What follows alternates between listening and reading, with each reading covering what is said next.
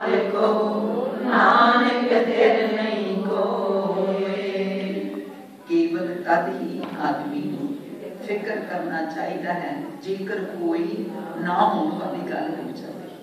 ये जगत का रस्ता है, कोई भी इसकी भी सफर नहीं। हे नानक जो मुझे सो करो आज काल, नानक हर मन गाए जिहड़ा कोई चुनिया है हर कोई ही जान बैठे तू सारे मेरे सिफतां गायन कर अते होर सारे असली ते त्याग दी दोगा वर्ष करियो बंधन भरे कछु न होते पाए। ओ नानक अब कोट हर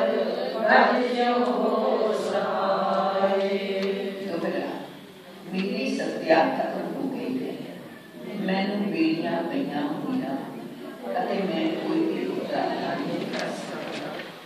गुरु जी आखदे मन हुण केवल वाहिगुरू ही मेरी पनाह है, वो मेरी सहायता करेगा जिस तरह उसने हाथी की सी।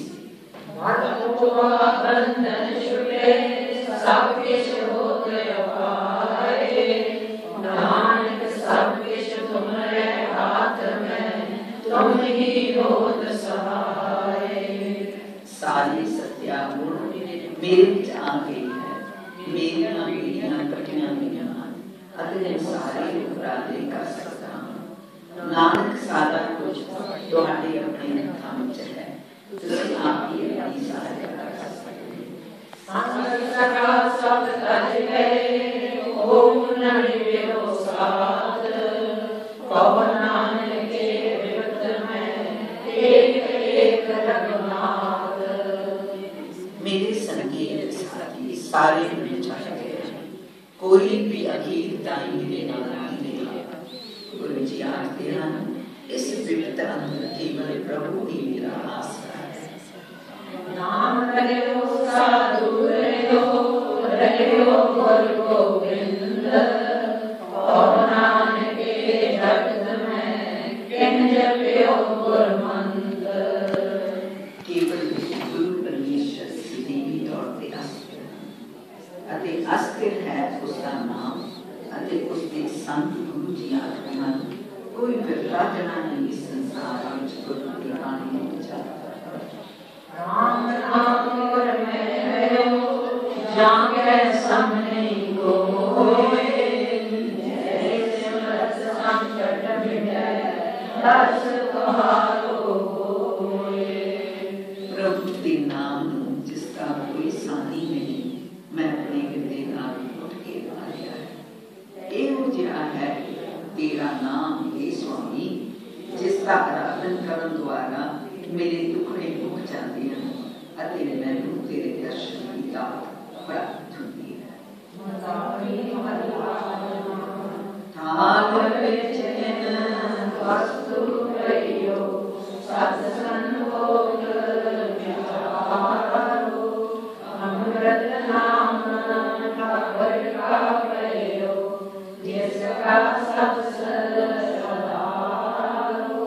जे को पावे जे को पूजे जिसका होए उद्धारो। तेरे बस सही में जाए नित नित रखियो तारो। तुम संसार चरण लग रहिए सब नानक ब्रह्म पसारो। मोर चार पंजे पातशाही प्लेट विच तीन चीज़ां पाईयां गईयां हन, सच संतुष्टता अते सिमरन। स्वामी का सदा स्वरूप नाम जो सारियां दा आसरा भी है उस अंदर पाया गया है। जेकर कोई जना इस भोजन खांदा है, जेकर कोई जना इस स्वाद को मानता है, उसकी कल्याण हो जाती है। एक चीज त्यागी नहीं जा सकती, इसलिए सदैव सदैव ही तुम इसमें अपने हृदय ਦੇ ਪੈਰਾਂ ਨਾਲ ਜੁੜ ਜਾਣ ਦੁਆਰਾ ਹਨੇਰਾ ਜਗਤ ਸਮੁੰਦਰ ਪਾਰ ਕੀਤਾ ਜਾਂਦਾ ਹੈ। ਇਹ ਨਾਨਕ ਹਰ ਵਸਤੂ ਪ੍ਰਭੂ ਦਾ ਹੀ ਵਿਸਤਾਰ ਹੈ। ਸ਼ਲੋਕ ਮਹਲਾ ਪੰਜਵਾਂ। ਤੇਰਾ ਕੀਤਾ ਰੱਖੋ ਨਾਹੀ, ਮੈਨੂੰ ਜੋਗ ਕੀ ਤੋਈ। ਮੈਂ ਨਿਰਗੁਣਿਆਰੇ ਉਹ ਗੁਣ ਨਾਹੀ, ਆਪੇ ਤਰਸ ਕੇ ਹੋਈ। ਕਰ ਸਕਿਆ ਮੈਂ ਰਾਮਤ ਹੋਈ, ਸਤਿਗੁਰ ਸੱਜਣ ਮਿਲਿਆ। ਨਾਨਕ ਨਾਮ ਮਿਲੇ ਤਾਂ ਜੀਵਾਂ, ਤਨ ਮਨ ਜੀਵੇ ਕਰਿਆ।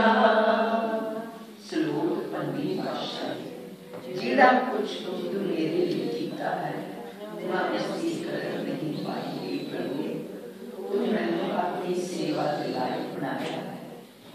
ਮੈਂ ਗੋਦੀ ਮੋਹ ਵਿੱਚ ਕੋਈ ਦੇਖੀ ਨਹੀਂ। ਤੂੰ ਹੈ ਮੇਰੇ ਸਾਈਂ, ਖੁਦ ਬਖੁਦ ਹੀ ਮੇਰੇ ਤੇ ਰਹਿਮਤਾਰੀ ਹੈ। ਤੂੰ ਮੇਰੇ ਉੱਤੇ ਕਿਰਪਾਲਤਾ ਕੀਤੀ ਹੈ ਅਤੇ ਆਪਣੀ ਮਿਹਰ ਮੇਰੇ ਤੇ ਦਰਸਾਈ। ਮੈਂ ਸੱਚੇ ਗੁਰਦੇਵ ਆਪਣੇ ਪਿਤਰ ਨੂੰ ਮਿਲ ਗਿਆ। ਨਾਨਕ ਜੇਕਰ ਮੈਨੂੰ ਪ੍ਰਭੂ ਦੇ ਨਾਮ ਦੀ ਦਾਤ ਮਿਲਦੀ ਹੈ, ਕੇਵਲ ਤਦ ਹੀ ਮੈਂ ਜਿਉਂਦਾ ਹਾਂ ਅਤੇ ਮੇਰੀ ਆਤਮਾ ਪ੍ਰਫੁੱਲਤ ਹੁੰਦੀ ਹੈ।